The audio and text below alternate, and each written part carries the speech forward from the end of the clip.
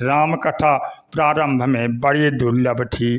वे हिमालय पर्वत की ऊंचाई पर बैठे भगवान शंकर जी के हृदय स्थल में थी, किंतु भगवान शंकर राम कथा को गुप्त रखे थे, किसी को सुनाते नहीं थे। रची महेश निज मानस राखा, राम कथा की रचना करके हृदय में रख लिए, किसी को सुनाते नहीं हैं। सती जी भी संग में है पर उन्हें भी नहीं सुनाते। इसका कारण यह है कि शंकर जी कहते हैं कि सती दक्ष पुत्री हैं, बड़ी चतुर हैं। राम कथा चतुराई से नहीं श्रद्धा से सुनी जाती है। भवानी शंकर श्रद्धा विश्वास रूपिणो याभ्या विना न पश्यन्ति सीधा सत ईश्वरम। सती जब पार्वती के रूप में श्रद्धा बनी और कथा श्रवण करना चाहिए, भगवान शंकर कथा सुनाए। बुद्धि में जब श्रद्धा उत्पन्न हो जाती है तब विश्वास के द्वारा भगवान राम की कृपा होती है। शंकर जी कथा सुनाते हैं और पार्वती जी सुनती हैं। कैलाश पर्वत पर जब एकांत था, देवाधिदेव महादेव खुद अपने हाथ से आसन बिछाए। गोस्वामी जी लिखते हैं, निज कर दासी नागरी पुछाला, बैठे सहजई शंभु कृपाला। शंकर जी अपने हाथों से अपना आसन बिछाए। शंकर जी वक्ता हैं, उनके अनेक गण हैं, अनेक सेवक हैं, अनेक शिष्य हैं, पर शंकर जी निज आसन बिछा करके जब आसीन हो गए और पार्वती जी उनको प्रसन्न देखी, तब अच्छा अवसर जानते हुए शिव जी के पास गई। पार्वती भल अवसर जानी, गई शंभु पहि मातु भवानी। जान प्रिया आदरवती किन्हा, वाम भाग आसन हरि दिन्हा। बैठे शिव समीप हर साई, पूरब जन्म कथा चिताई। पूरब जन्म कथा चिताई। सती जब शिव जी के साथ कुंभज ऋषि के यहाँ कथा श्रवण करने के लिए गई थी तो कथा ध्यान से नहीं श्रवण की, इसलिए वह राम जी का दर्शन पा करके भी संशय में पड़ गई।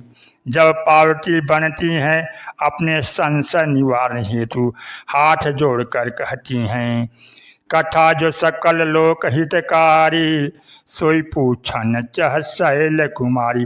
महाराज, संसार का हित करने वाली जो कथा है वह शैल कुमारी पूछती हैं।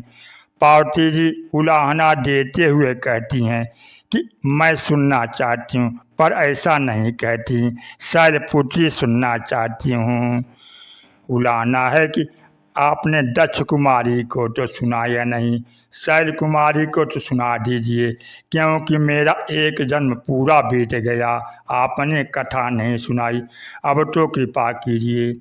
दक्ष की पुत्री सती में चतुराई है और चतुराई का अहंकार है, लेकिन सज्जनों, ईश्वर की कथा अहंकार से नहीं श्रद्धा से सुनी जाती है और श्रद्धा से सुनी गई कथा हृदय में ग्राह्य हो जाती है।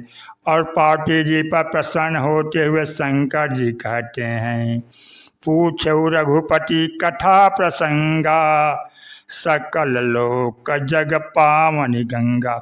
पार्वती, तुम गंगा को नीचे ला रही हो, तुम तो सचमुच भगीरथ बन रही हो। भगीरथ जी ने गंगा को बड़े तपस्या से नीचे लाए। गंगा जी ब्रह्मा जी के कमंडल में थे, गंगा जी की तपस्या किए, गंगा जी शिव जी के माध्यम से पृथ्वी पर आई। और जब हरिद्वार प्रयाग गंगा सागर होती हुए बहने लगी तो पृथ्वीवासी जीवों का कितना कल्याण हुआ, मानव का कितना कल्याण हो रहा है। इसलिए शंकर जी कहते हैं, पार्वती तुम भगीरथ बन रही हो, तुम्हारे ही कारण राम कथा पृथ्वी पर उतरने जा रही है। शंकर जी अपने गणों को भी कथा नहीं सुनाते, किसी को नहीं सुनाए, लेकिन पार्वती को सुनाते हुए कहते हैं, यह न कहिए सठही हट सीलही, जो मन लाई न सुनहरी लीलही, द्विजद्रोही न सुनाए कबहूँ, सुरपति सरिस हो नृप जबहूँ। यह कथा सठ को, द्रोही को नहीं सुनाना चाहिए, भले वह इंद्र के समान ही क्यों न हो। पार्वती जब कथा सुनी तो शंकर जी से कहती हैं कि महाराज, कागभुसुंडी जी के श्रोताओं की तो भीड़ बहुत बड़ी लग रही है और देखने को मिल रहा है कि कौवा महाराज कथा कर रहे हैं और सुनने वाले सुनहि सकल मति विमल मराला, हंस लोग सुन रहे हैं। पार्वती जी मुस्करा कर, महाराज कथावाचक कंठ अच्छा हो तो श्रोताओं को बड़ा आनंद आता है, पर बड़ी विचित्रता यह है कि हंसों को कथावाचक कौवा ही मिला। अगर किसी कोयल को बैठा देते तो कितना अच्छा रहता, लेकिन कौवा को ही क्यों बैठाए। शंकर जी बोले, पार्वती क्या कह रही हो? अरे जानती नहीं, बोले मधुर वचन तब कागा, कौवा बड़े मधुर स्वर में बोल रहा है। पार्वती जी कहते हैं, महाराज आज तक कौवे का स्वर तो मधुर सुना नहीं। शंकर जी कहें, अगर मधुर स्वर से राम की कथा मधुर लगे, वह तो स्वर की मधुरता है, उसमें कथा की क्या मधुरता रही। हमारे राम की कथा इतनी मधुर है कि वह कौवे के कंठ को भी मधुर बना देती है, इसलिए इसे कौवा कहता है। तब भी हंस लोग सुनते हैं।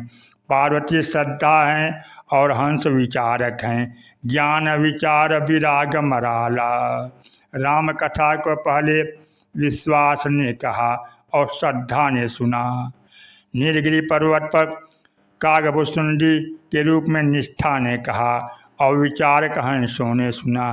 फिर भी राम कथा कैलाश और नीलगिरी पर्वत पर है, किंतु जिस प्रकार से गंगा पहाड़ से उतर करके तीर्थराज प्रयाग में आती है, वहाँ पर स्नान करके लोग धन्य धन्य हो जाते हैं। इसी प्रकार जब राम कथा तीर्थराज प्रयाग में याज्ञवल्क्य के जी द्वारा भरद्वाज जी को सुनाई जाती है, तो वहाँ पर अनेक यात्री संत ऋषि सब कथा सुनते हैं। तीर्थराज प्रयाग में कथा सबके लिए सुलभ हो जाती है। फिर भी मुनि ही श्रोता हैं और मुनि ही वक्ता हैं। धर्मशास्त्र के आचार्य याज्ञवल्क्य जी हैं और भरद्वाज जी जैसे मननशील मुनि। लेकिन चौथे घाट पर कल्याण हेतु गोस्वामी तुलसीदास जी अपने दुष्ट मन को कथा सुनाते हुए कहते हैं, सुनहि संतत सठ मना। शंकर जी जब सुनते हैं तो मुस्कराकर गोस्वामी तुलसीदास जी से कहते हैं, तुलसीदास मैंने तो दुष्टों के सुनने पर रोक लगाई थी, पर तुम दुष्ट को सुना रहे हो। गोस्वामी जी कहते हैं, महाराज गंगा जब तक शिव की जटा में थी तब तक चाहे सरसुलभ न हो, पर जब नीचे आएंगी तो क्या यह भेद किया जाएगा कि इसमें कौन नहाए और कौन न नहाए। नीचे उतरकर तो गंगा सबको धन्य बनाती हैं, किसी भी जाति का हो, किसी भी वर्ग का हो। गंगा के समान राम कथा अत्यंत सुलभ होकर समस्त संसार का कल्याण करने वाली है। इसलिए राम कथा गंगा है, जमुना है, सरस्वती है। राम भक्ति जहाँ सुर सही धार, यहाँ तक कि कलयुग के लिए राम कथा कलि कामद गाई। राम कथा कल्पतरु के समान है। सज्जनों, राम कथा मित सागर, था न पावई कोई, संतंग संग जोश नहीं, तुम्हें सुनाए से